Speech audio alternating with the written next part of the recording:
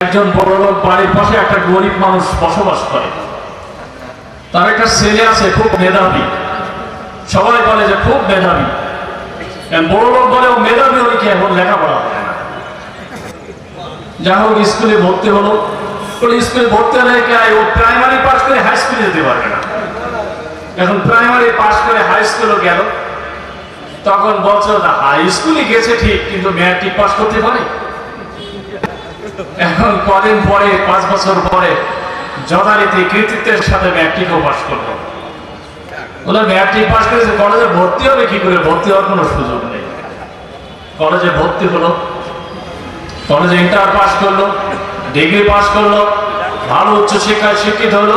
শেষে বলছে ওর শিক্ষায় উচ্চ শিক্ষা নিতে পারে, কিন্তু ওর কপালে চাকরি জোটবে না।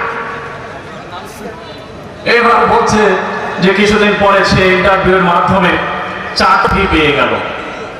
সর্বশেষ বছর চাকরি পেলে কি আর সংসার চালানোর যোগ্যতা হবে না। এখন সংসার চালানোর যোগ্যতা হবে না। যখন এই ছেলে সুন্দরভাবে তার চাকরি জীবন, তার সংসার জীবন, তার সামগ্রিক জীবন সুন্দর করে চালানো শুরু করলো, তখন বললো যে অত ভালো না। আজকের যারা এই ধরনের উক্তি পেশ করছে, তারাই একদিন বলবে যে আসলে এত ভালো না।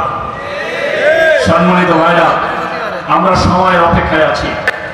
এই তালাকলমার যত মানুষ আছে, সে যে ধর্মের হোক, যে বর্ণের হোক, আর যে শ্রেণীর মানুষ হোক না কেন, অধ্যক্ষ চেতনা সকলের জন্য এমপি। তিনি সকলের দায়িত্ব হাতে নিয়ে সামনে চলবেন এবং আগামী 5 বছর তার নিষ্ঠার সাথে তিনি দায়িত্ব পালন করবেন বলে তিনি কমিটমেন্ট দিয়ে আমাদের এই জায়গায় এসেছেন।